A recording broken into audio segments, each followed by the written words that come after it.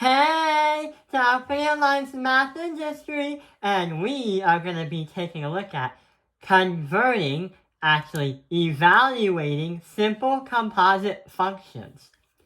So this is actually another skill that we use in algebra that will allow us to unlock new abilities in higher level math as we advance forward. But why did I say the word converting or evaluating? Well, when you do some kind of algebra, you're usually trying to find some kind of letter X or some kind of missing output. But the other thing is sometimes that letter X, we want to convert it to another value like Y or maybe Z. But how are we going to do that? So the lesson is all about evaluating composite functions, and what it's used for is if you have three things that are different equations and you're saying, imagine I put in some kind of value for x, then after I convert from x to y to z, then what would the final answer be? This is highly useful when you try to convert from how much money you have to how much battery life or gasoline that your car needs. For example, you need to pay for the fuel in your car, and then you have to find out how much fuel the car runs on in terms of miles per gallon. So that's a real life situation.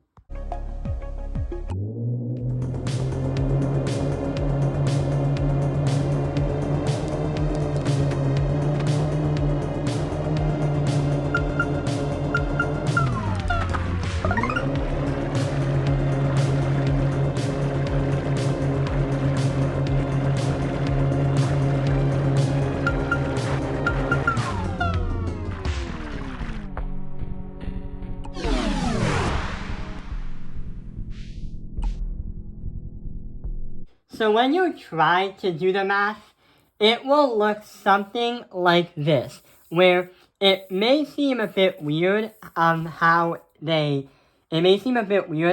deliver it, but it does make sense as we practice along.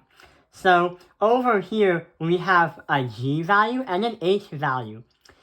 The two values is saying the function of g of x equals negative 20 minus 3x. And the function of h of x equals 1/2 to the power of x. But what the question is way over here. So this may seem confusing at first, but it makes a lot of sense. Meaning, the function of g of h, and if I were to put negative 2 inside the equations right here, what is the final answer? How are we going to determine that? Well, what we can say is, let's try to put negative 2 into the equations. But which equation do we put negative 2 in first? Since the question is saying we try to convert from g to h, we have to go the other way. So, unlike how we said x, y, z over here, we have to read from right to left and say z, y, x, because we're trying to find what caused the idea, or what caused the decision to be made. We're also trying to find how are we going to go from z to x. So over here, we're trying to say, what is our final answer when we try to reverse it? If the problem is saying the g of h, then we're trying to find the final answer by going the opposite, just like algebra, when we're trying to find the letter x, but with multiple different letters as variables. So we have the h of negative 2. We are going to put the h of negative 2 in here. So h of x equals 1/2 to the power of x, which is negative 2. And when you have a negative exponent with a fraction, it becomes a positive 4. So now we have positive 4 because we put negative 2 in for the h function. So we are all done with the negative 2 part, but we still have to do the g function. We transfer that way over here, and now we're trying to say, what is the g of 4? Now we have to insert what we got from h into what we're going to do for the g function. So the g of x equals negative 20 minus 3x, which I don't have a lot of room. We are going to put 4 in for the x, because that's what we got from the letter h. So negative 3 times 4 is going to be negative 12. And negative 20 minus negative 12 is going to be equal to negative 36. So we could say, after we did the math by putting negative 2 in for h, then putting what we got from h to g, our final answer is negative 36. So we can say g of h in 2 parentheses of negative 2 is going to equal a final answer of 36. Problem solved. Let's take a look at one more problem and see what happens. So right over here, we have another problem. The problem is saying the function of h of f, and if you put 0 into the equation, what is the final answer? So over here is what the functions represent as equations. So what we're going to do is we're going to start from right and switch all the way to the left. We're trying to find out, since the problem said h of f, and you have 0, we're trying to put 0 and insert it in for f, and then try to get what we got for f into h. Let's see what happens.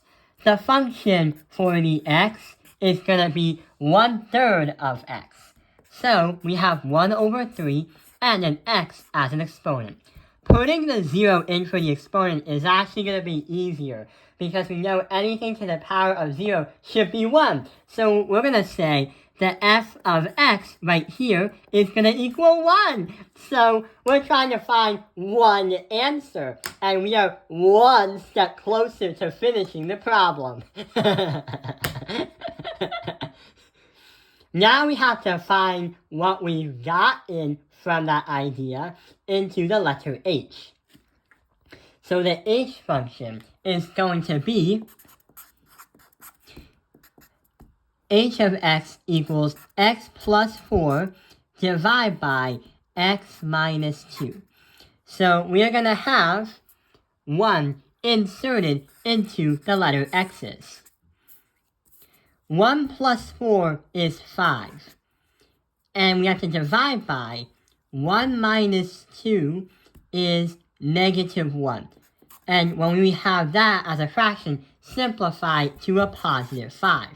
So that is our final answer. When we put the 0 into the f, then got what we got from f to h, we get a final answer of 5. So we can say, in parentheses, h of f, and if we put 0 into the problem, that is going to equal a final answer of 5. So yeah, high five! So yeah, that is simply how we can convert from one function to another function. And next time when you fill up your car with gasoline, or when you're trying to convert from here to this to that, always try to think of simple composite functions, and also try to evaluate them. I hope this video has helped you understand simple composite functions. Thank you for watching Top Opinion Lines Math Industry. Like and subscribe!